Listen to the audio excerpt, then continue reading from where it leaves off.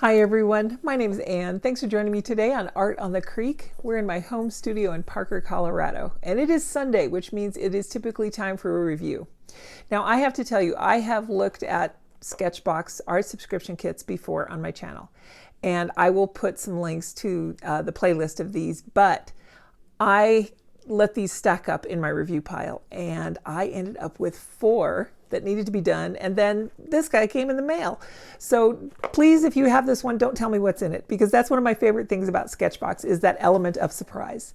So I hope that this little display of 4 really good SketchBoxes is fun for you. What I'm going to go over is why I like them so much and why I think they're such a great thing for you as an artist. Now let me tell you, I'm not working with SketchBox. I paid my own money for this subscription. So everything in this review is just my opinion based on me as an artist and an instructor. And I just find so much joy in these that I really want to share that with you. So if it's something that you're not interested in, no pressure, that's fine. I'm going to put a link to SketchBox in the description. And if it's something that you want to check out, maybe you can see why I like it so much, and maybe that would interest you just a little bit. And I just want you to have fun and see if any of this sparks joy in you. Are you ready? Let's go open these up and play.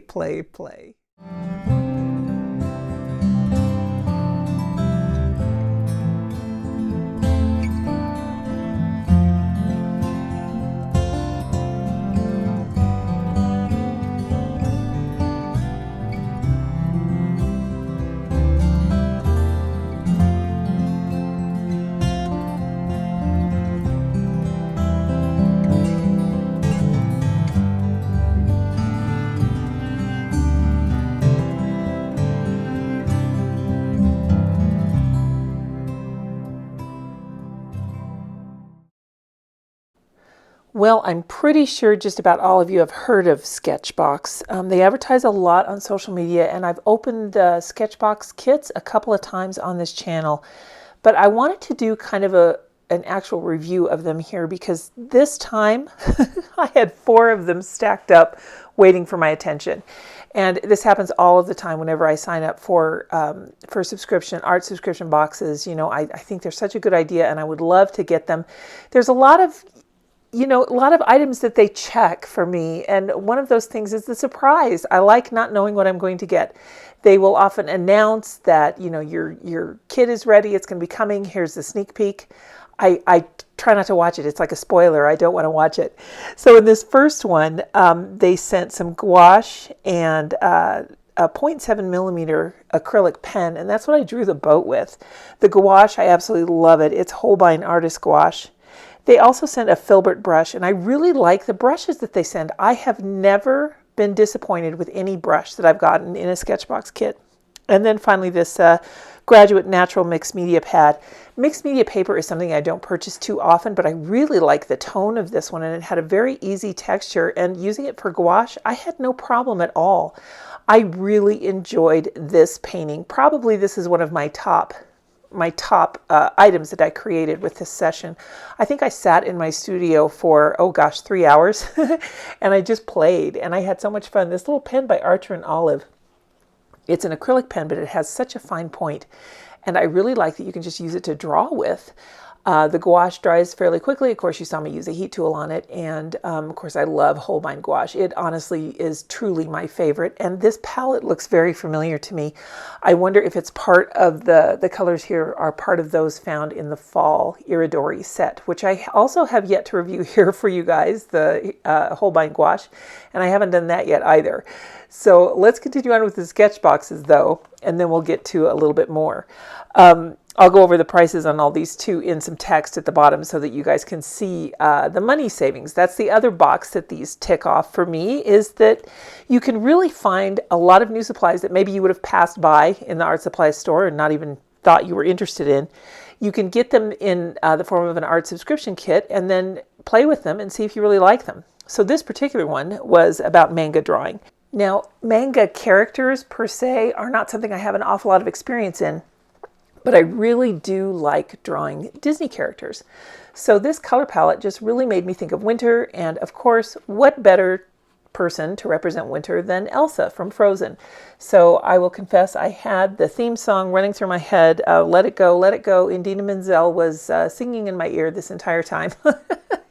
But I had a good time drawing this, and I was thinking as I was doing it how much fun this would be if this were a bigger sheet. I really like this Clairefontaine paper. Clairefontaine is a beautiful paper for many, many different purposes, and I've used it for their pastel paper, the pastel mat, but I have not used it for any kind of marker art yet, and I really thought this was fun. And using the Kuretake Manga liners was a blast. Of course, the Copic markers are just like every other alcohol marker. They're very easy to blend, very wonderful to work with. But these Kuretake Manga liners, which are actually extra fine point paint pens, really were so fun to add the highlights and put the silver streaks in her hair. I really love that. I did go in with a colored pencil there. I think that actual colored pencil is from the dollar store. So I mixed that with this Derwent Color Soft pencil from one of the other kits. That's the other thing I like about this. It's kind of fun if you can sit and wait until you have a few kits packed up, piled up rather, then you can unbox them yourself, combine all the supplies together and see what you can come up with. You know, there's never a rule that says you need to use this kit, this set of supplies for this one art project that you're working on, but I kind of wanted to keep them kit oriented as much as I could here for this little demonstration for you.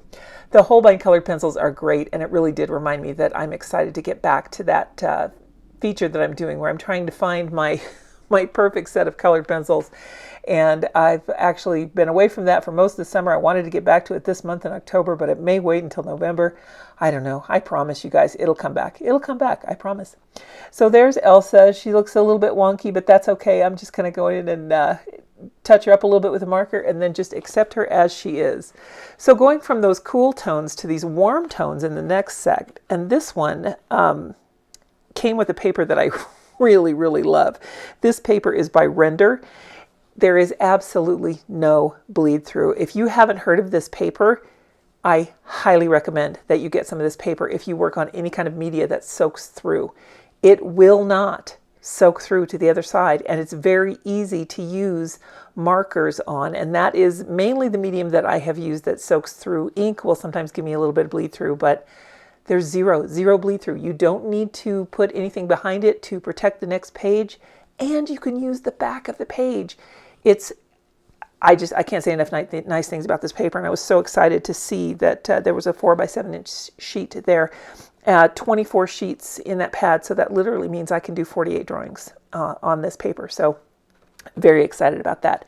And of course, going from the cool to the warm, I had to do the Heatmeister from the 1974 Rankin Bass production of The Year Without a Santa Claus. Very, very near and dear to my heart. That movie and that style of clay animation is really what got me interested in art, combined with many other factors. But seeing how those models moved and knowing that those costumes were handmade and how the sets were drawn and everything was manipulated together just really gave me to believe that I really wanted to focus my free time on art. And even though my degree in college was in English and I trained to be a teacher, I always kept a pencil in my hand and I always kept my art skills going. And I got to tell you, using this Color Soft pencil to go over magic marker like that, magic marker, listen to me, alcohol marker, was really very lovely. And I've always wanted to do a full piece where I use alcohol marker as the base and to go over it in colored pencil. I cannot wait to make a piece like that. Now that I've done this guy, I cannot wait to do an entire page that is devoted to alcohol marker with colored pencil on top. I've done it a lot with multimedia like that, with watercolor, but never with alcohol marker.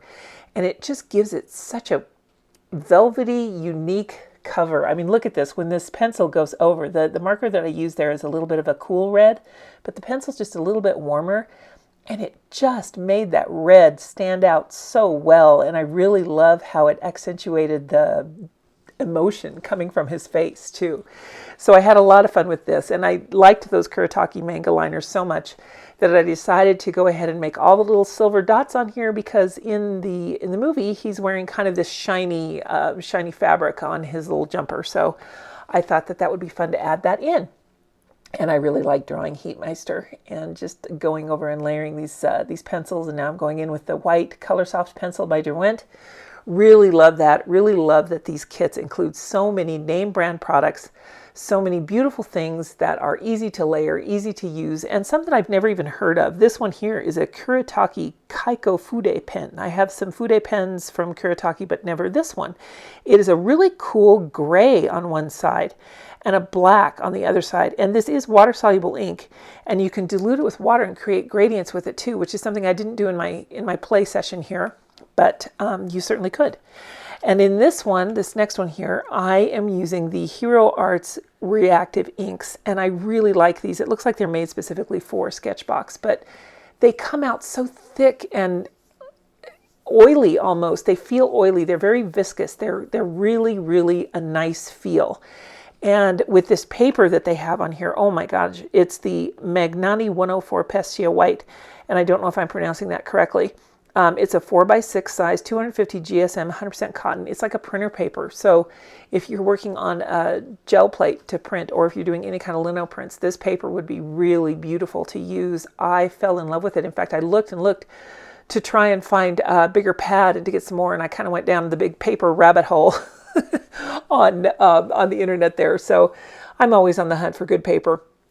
But I really liked these inks. Now, once they're dry, you can reactivate them with water. So what they really reminded me of are the Ranger Distress inks. Now, a lot of that is used in card making and stamping, and if you've had a chance to play with those, they are so fun. And these were particularly great because you don't have the barrier of the stamp pad. So you get a little paintbrush with this set too. It's a King Art Gold 9000 series round brush, a size 4. And I love the point on this one. It's just a tack-on brush. It's really, really nice. And I love the detail that I could get out of it. I can't really put into words how beautiful these inks are to paint with, and they water down beautifully. You can mix them. You can get a full range of colors. They give you the kind of a turquoise and a fruit punch color. It's like a reddish color, and a yellow, and then this gray. So it's almost a CMY palette, and then this really soft gray. So you can mix them all together and get a really neat gradient of colors at your disposal. So now I'm using the other Taklon brush that came with the other set because I want to see what all these inks can do. So if you're not familiar with those distress inks, once you stamp with them or use them, you can go back in with water and create some really neat effects. And this is the same sort of thing, except for that you can paint with it and make it as thick as you want. So you can see here, I was having all kinds of fun. I was doing some wet on wet techniques. I was layering over, adding one color over another. They're slightly transparent, but they look like suede. They're just so soft and so cool. And you can see all the water droplets that I did at the top of the dragonfly there. I will show you everything in more detail at the end. Now here I'm just kind of playing, just putting a bunch of colors down and just kind of seeing what comes up. And I'm spraying some water on it and letting it fall side by side here. And then I'm going to blot it up with a towel just to kind of see what kind of background I can get. And I'm going to set that aside to dry. I'll use that for a different project here, but I'm just going to touch up this dragonfly just a little bit. And now let's see what else we can create. This particular set, I want to make sure that this is completely dry, because what I want to do is go around with this hot pink liner that they gave you. It's a Copic liner, Copic multi-liner, a 0.5 millimeter in pink, and it is waterproof. It's a fine liner. And I thought, you know, pink is such a unique color, but boy, it was fun using it on this particular palette. It just really made everything pop. It may not pick up that well on camera right now, but wait until the end when you get a look at everything, and you'll be able to see how well that pink liner really works. And now I thought, you know, this is kind of a cool little tie-dye looking or batik fabric looking kind of a display, an array. And so now you're going to see my feeble attempt at lettering here. I am not very talented at lettering, but I can do a little bit. And I thought, you know, this would make such a fun greeting card to send to someone, and just title it Hello Fall. So I have brought back out, not only did I use that white gel pen on the highlights on the dragonfly, but I'm going to use it here too. But I also went back to that Kuretake Kaiko Fude pen, and I used the black to do the initial lines, and then I'm using the gray side to create kind of a shadow. and also a little bit of an outline because I just really like how soft that gray is. And now I'm going to go in with this SketchBox Signature white gel pen. It's a 0.8. As far as this gel pen goes, I would give it about maybe a 7 out of 10. I still like the Sakura gel pens better, but this one worked just fine and it didn't clog up. So that's a plus. It rolled over all of this very smoothly, and I wanted to do the stitch detail to really give it some, a real good workout here to see if it could go over the leaves and make the border without getting clogged up, and it didn't. It has a tendency though that when you write on it, for the ball to leave kind of a blank space in the line. So if you were going to zoom in and look at the line itself, it would be darker on the top and the bottom, but in the center where the ball rolls of that gel pen, it would be just a little bit lighter. So here's everything I made. I've got the dragonfly, I've got that Hello Fall, the gouache painting, Mr. Heatmeister, and Elsa, and I had so much fun, and this was just such a fun way to spend the afternoon. So if you are thinking of getting an Artbox subscription, all I can say is Sketchbox has never disappointed me. And I feel like I've introduced myself to a lot of really fun supplies that I normally wouldn't even think of getting. Maybe some that I didn't even know existed. So you guys, have a great, great week. And I hope that you discover something new to be creative with this week. We'll see you next time. Thanks so much. Bye now.